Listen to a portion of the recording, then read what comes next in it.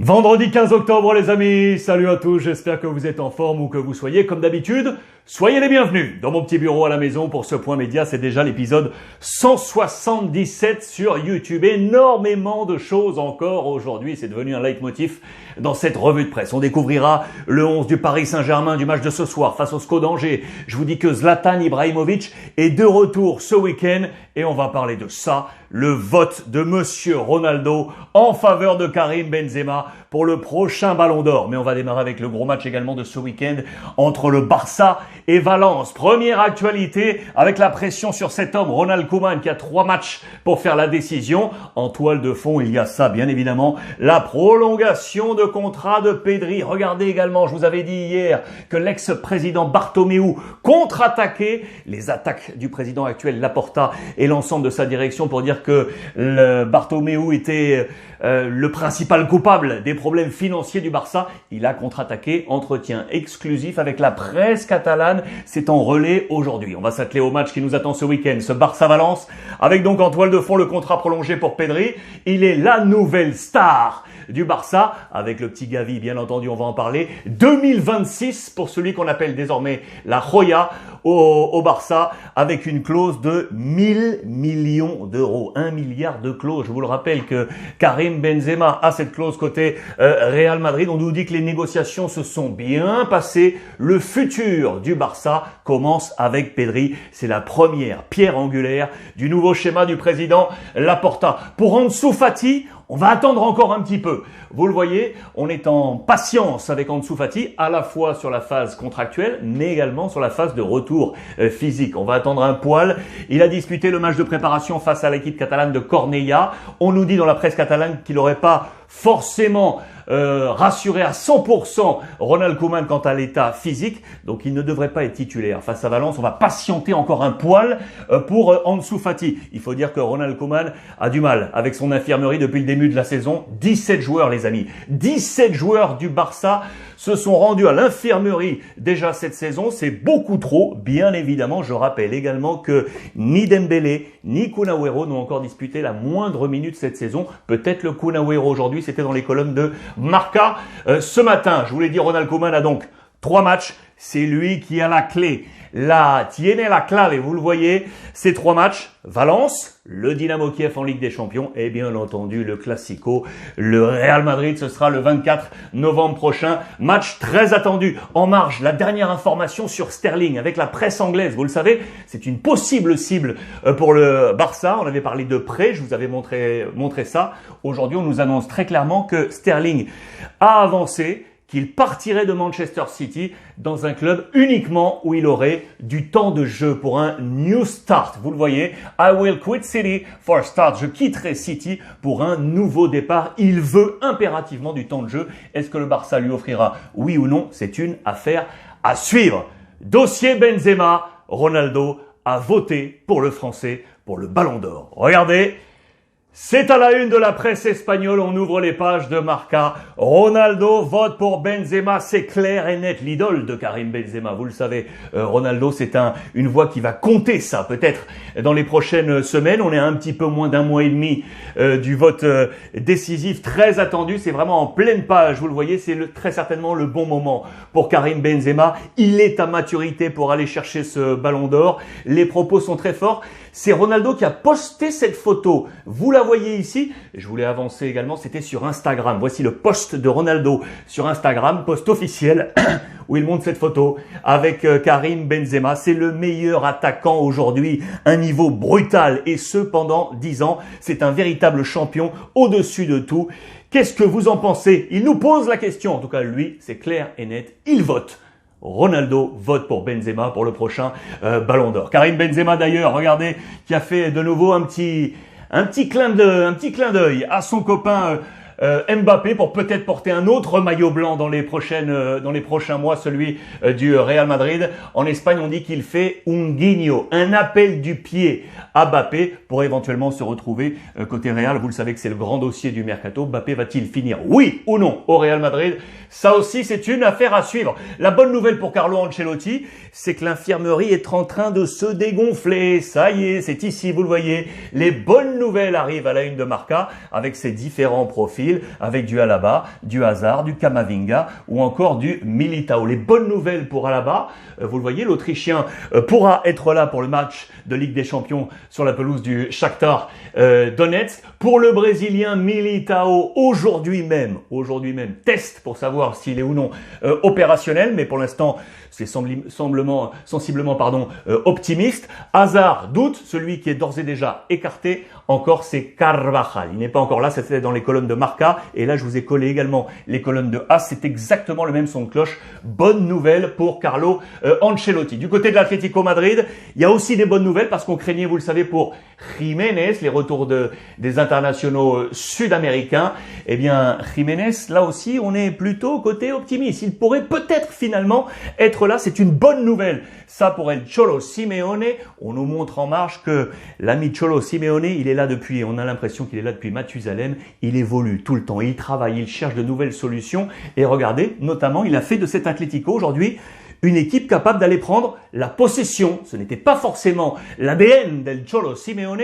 Regardez, depuis son arrivée en 2019-2020, je vous montre le pourcentage de possession de l'Atlético Madrid. Il est en croissance et cette année, on est à 83,36. La possession est ici, à 53,15, pardon.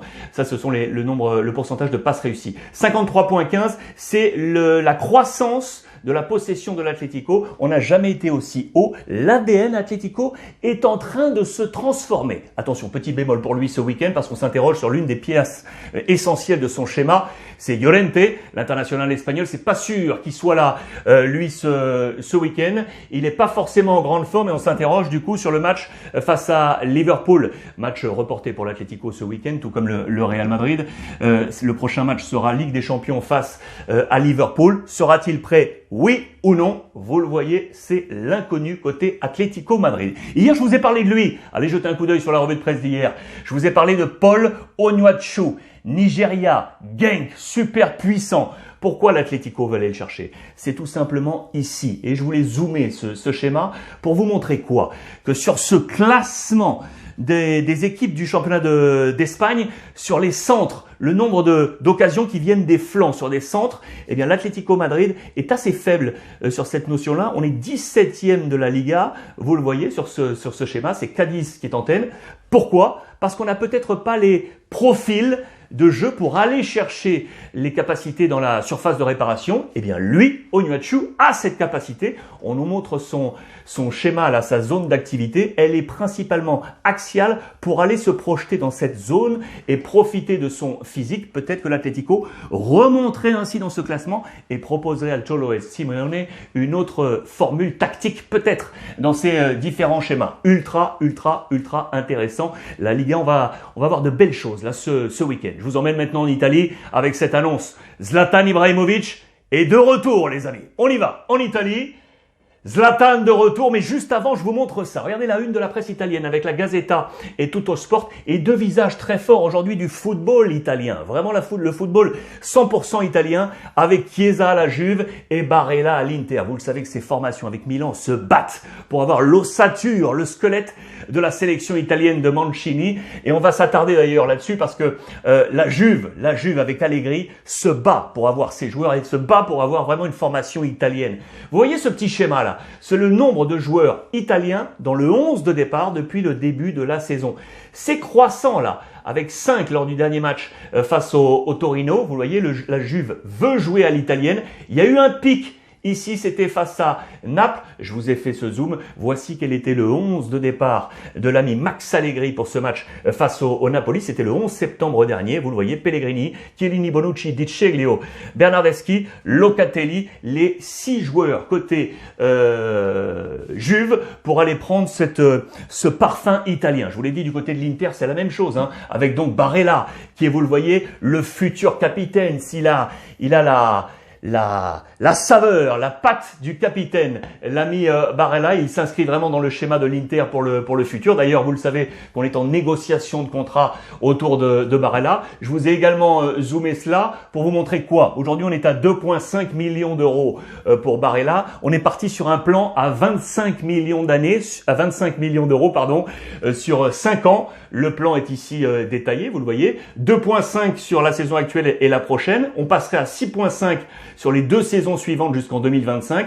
Et on passerait en 2025-2026 à 7 millions. Un plan à 25 millions d'euros autour de Barella. On a fait une comparaison sur les valeurs marchandes des joueurs au même poste aujourd'hui qui brillent en Europe avec les Pogba, Kanté, De Bruyne, Goretzka, Jorginho ou encore Camavinga. À vous de vous faire un avis. Est-ce que vous pensez que Barella s'inscrit, oui ou non, dans ce schéma des meilleurs milieux à ce poste du côté de l'Europe? Zlatan is back. Je vous l'ai annoncé, Zlatan Ibrahimovic, ça y est, de retour. Ça va faire du bien à Pioli, à n'en pas douter, avec notamment Olivier Giroud. Il est là, séance d'entraînement complètement remplie pour lui. Très intéressant pour Pioli, parce qu'il a du mal, l'ami Pioli, à trouver le bon Tetris. Vous le savez que Maignan est tombé, le gardien français. Vous le savez que Théo Hernandez, l'autre international tricolore, était également tombé cause Covid. Alors, on aura du Tatarou-Sanou dans les buts face à Vérone, l'ex de l'Olympique Lyonnais. On devrait avoir Ballo-Touré ici pour remplacer Théo Hernandez. Et vous voyez ce 11 probable, je vous le rappelle, avec donc devant les retours d'Olivier Giroud et Zlatan Ibrahimovic. Lequel des deux sera titulaire? Ça, on va se régaler. J'ai hâte de savoir d'ailleurs de mon côté. Sachez d'ailleurs, notamment, ça c'est très intéressant pour l'AC Milan. Je voulais vous montrer ça. Je vous avais montré hier qu'en Espagne, post-Covid, les buts inscrits par les joueurs entrants, le banc, était en croissance, puisqu'on utilise maintenant 5 joueurs, donc plus de buts inscrits par les joueurs entrants sur la pelouse. C'était le cas en Espagne. Eh bien, c'est la même chose en Italie. On nous propose justement ce ratio du côté de l'Italie. Regardez le pourcentage de buts inscrits par les joueurs de banc. Il est en nette croissance et logiquement post-Covid, 16,5% sur le total de la Serie A. Je vous ai fait ce zoom pour vous montrer quelles sont les équipes aujourd'hui qui ont ce meilleur ratio. Le Torino, les amis, 55,5%, 5 buts inscrits par le banc, 9 par les titulaires, 55,5 pour le Torino. L'équipe également en forme là-dessus, qui est très intéressante, c'est l'Inter. Regardez, 27,2% pour l'Inter, avec notamment un homme, c'est Dzeko, qui lorsqu'il sort du banc a déjà inscrit 3 buts. C'est très intéressant ça pour l'Inter. L'Inter d'ailleurs qui sera sur la pelouse de la Lazio ce week-end. Je vous fais un petit zoom là-dessus parce que j'adore ces histoires avec le coach de l'Inter, le nouveau coach, Simone Inzaghi, l'ancien de la Lazio. Il va retrouver ses terres. Et regardez, on a justement interrogé son ancien coach, Sven-Göran Eriksson, le Suédois qui était coach de la Lazio de 97 à 2001 et qui a donc croisé Simone Inzaghi, lui emblème de la Lazio de 1999 à 2010. Et du coup, Eriksson nous dit très simplement, son cœur va battre à 2000 à l'heure. Alors s'il vous plaît, vous les tifosi de la Lazio, pas de méchanceté, levez-vous et applaudissez, on lui doit bien ça. C'est un très beau message passé par son ancien coach. Ce week-end, match ultra intéressant, Lazio-Inter. On va tourner à la page Paris Saint-Germain maintenant. Quel sera le 11 du PSG face au SCO d'Angers ce soir? Réponse ici. Élément de réponse avec le Paris Saint-Germain. Voici les pages intérieures de la presse française avec notamment l'équipe. On a en tête la dernière sortie, c'était face à Rennes avec un échec pour le Paris Saint-Germain. C'était un accident à effacer. Voilà le message qui est passé par l'ensemble des joueurs du staff du Paris Saint-Germain. Il y a 2 points d'ancrage fort dans ce match à suivre. Je vous rappelle que les internationaux sud-américains ne sont pas là, bien évidemment. Là, ça va être un Tetris pour l'ami Pochettino. 2 axes. Côté SCO d'Angers, on va s'attarder sur Cabot, un piston qui a du ressort. Après une saison sans relief comme milieu offensif excentré, le joueur de 27 ans, repositionné en piston droit, est devenu l'atout majeur d'Angers. Attention donc à ce flanc droit offensif du côté du SCO d'Angers. Et puis en face, côté Paris Saint-Germain, regardez, on est en zoom sur lui, l'ami Hakimi, qui a été l'un des symboles du match raté d'ailleurs face à Rennes. Gare à l'usure, il est le joueur le plus utilisé par le Paris Saint-Germain cette saison et on s'interroge sur son physique. Va-t-il pouvoir tenir l'international marocain? Du coup, sans les Sud-Américains, c'est un appel au second couteau aujourd'hui qui seront dans la lumière, dans les colonnes du Parisien aujourd'hui en France. On parle des Sergio Rico, Dagba, Kerrer, Diallo, Kurzawa, Paredes, Pereira, Wijnaldum, Rafinha, Draxler ou encore Icardi. C'est à eux de jouer aujourd'hui face au SCO d'Angers. C'est le retour également de Bernat. C'est enfin l'heure après 13 mois loin d'un terrain pour l'international espagnol qui sera de retour. Et voici donc les 11 probables, les amis. Alors la clé, on l'a annoncé, Cabot, ici sur ce couloir du côté du SCO d'Angers. Sans les Sud-Américains, voici quel serait le 11 probable du Paris Saint-Germain aujourd'hui. Avec Diallo, capitaine Kimpembe, Donnarumma dans les buts bien évidemment, Kerrer, Dagba donc les seconds couteaux, Danilo Pereira également, Ander Herrera, Verratti lui serait bien là devant Mbappé, Icardi et Draxler. C'est un 11 remanié et inédit face au SCO d'Angers. Affaire à suivre, très intéressant. En parlant encore du championnat de France de Ligue 1 et du Paris Saint-Germain, je voudrais vous montrer ça. Page très intéressante dans l'équipe aujourd'hui. La France est une terre d'accueil, on le sait, notamment pour ses joueurs étrangers. Et on nous remémore ce Paris Saint-Germain hors sol. Vous vous en souvenez peut-être, c'est lorsque Laurent Blanc était aux manettes. L'entraîneur parisien, c'était en décembre 2013. Il avait pour la première fois en Ligue 1 avancé un 11 sans aucun Français, que des étrangers dans ce 11 du Paris Saint-Germain. Depuis cette date, 6 autres équipes ont fait la même chose. Historiquement, on pense à Monaco qui est ici. Monaco à plusieurs reprises. Et Paris Saint-Germain de nouveau. À 6 reprises, c'est arrivé de nouveau. Allez jeter un coup d'œil dans l'équipe. C'est un petit data de nos confrères d'Opta. On nous fait part d'ailleurs dans ce schéma-là d'équipe hors sol de l'Inter en finale de Ligue des Champions en 2010 avec aucun Italien.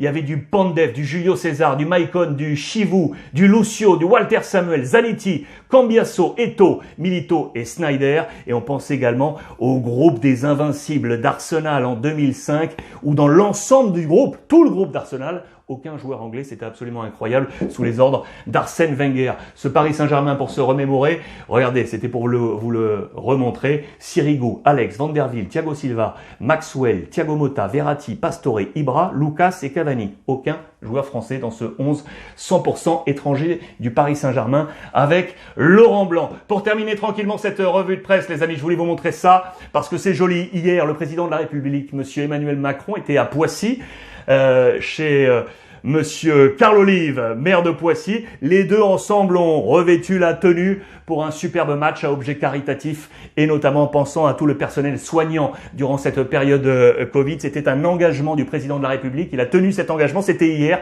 Superbe match. On voit la Marcel Desailly, on voit Laure Boulot. Et regardez, c'est à la une du Times. La une du Times. Je vous parle pas de la presse sportive ou quoi que ce soit là. Hein.